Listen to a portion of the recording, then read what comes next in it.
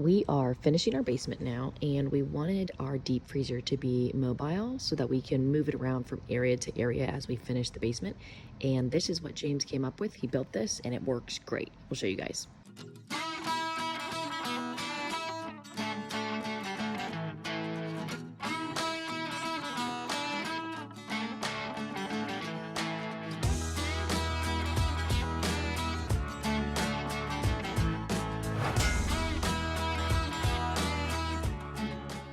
Unfortunately, I didn't get any footage of James building this, but he whipped it together in like 10 minutes. You can see just by looking at this simple footage that it was really easy to make.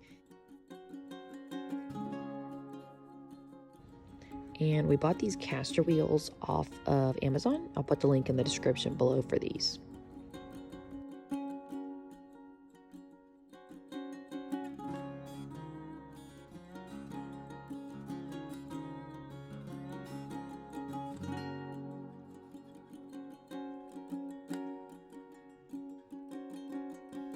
That was a bear, but we got the loaded freezer on top of the stand.